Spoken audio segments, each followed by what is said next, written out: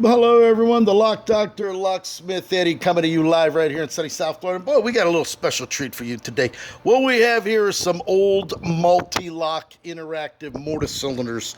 You can take a look down into that keyway. The keyway is actually horizontal. And we're going to take these apart. These are old cylinders. I ordered brand new ones from the factory. We actually had to order 40 of them. And they're expensive cylinders, to say the very least. These were just some cylinders that came out of some of the locks there that were pretty much worn out. The face plates have been taken off, and they're just a real mess. So what we're going to do, we're going to show you the key here. This is the key. It's actually it's a Mul-T-Lock interactive. That means there's pins within the pins, and we're going to show you how those look in there. They actually have master pins on the side here that are keyed into the side of the cylinder, which you're going to be able to look at once we get this apart. So what we're going to do is we're going to say they're so worn out, it's even hard to get the key, and the key does turn, but it's so worn out on the inside. So what we're going to do is we're going to go ahead and take the back tailpiece off. Most mortise cylinders, these are inch and a quarter, or inch and an eighth mortise cylinders, I should say. And what we're going to do is we're going to go ahead and pull those apart. Take the two screws out. These are the set screws. This is the cam that's on the back of it. And what we're going to do is we're going to turn the cylinder. Now, you can see these are the pins that are sitting on the side of the lock.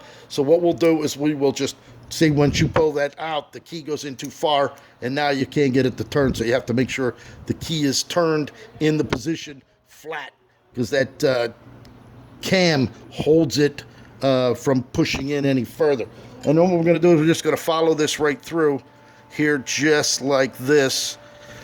And then we're going to see about getting this cylinder out of here. The pins are up on the top, so we're going to kind of angle it so we don't lose the pins out of here. Oh, wow. It's really, there we go, just like that. We'll get this in there. And we're going to go ahead and slide this right out through there and put it up, angle it up this way so that the pins, boy, we got a real mess here. Look at this. It's not going to come out now because the follower isn't following through. You can see there's the pins right there. You can see there, yeah, it's all gummed up. You can see how the pins are. But we're going to go ahead, because we're not going to reuse this cylinder anyway. You can see how the pins are spring-loaded. You see that? They're spring-loaded. They're pin within a pin. And not only does the key, these are the top pins. Here's the lower pins. And as you can see, there's no master keys in it. So you can see how worn out this cylinder is just over the use of the years. And here would be the two master pins that aren't in there at this particular point in time.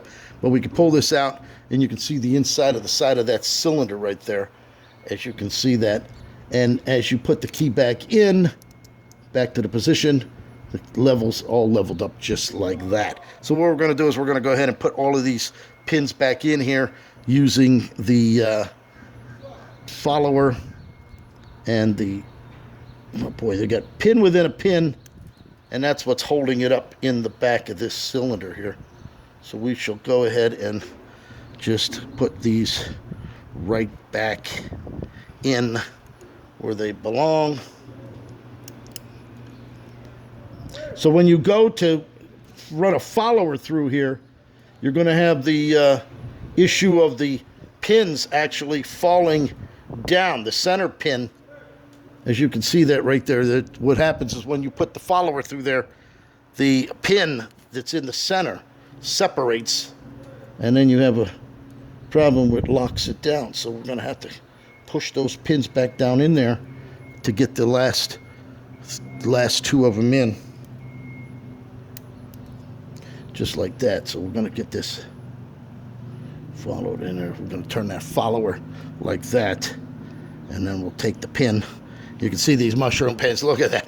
You're not going to be able to pick that open with any ease at all. I can guarantee you that.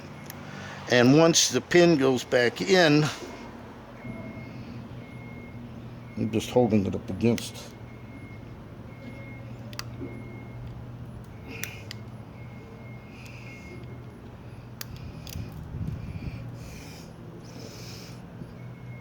There we go. You can see that.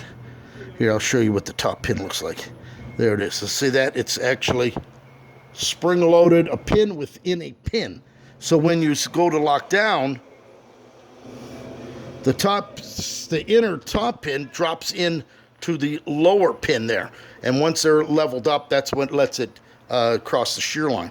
So these pins here, actually, when you go to use the follower, it's actually like a mushroom pin on the outside. And then there it is. We got the all back up in there into the top chamber. And when you go to put it in, you make sure you angle it this way, because if you go to put it in backwards, the pins are going to fall into the side pins here, into the side master pin chambers, and you're going to have everything locked up. It's going to be a real mess. So there it is. Mul-T-Lock interactive cylinder. We actually ordered 40 of them, brand new. They're going to become master keyed, and we will be able to install those at the job site and be done. Any questions? Pick up the phone, 561-693-8636, coming to you live right here in sunny South Florida.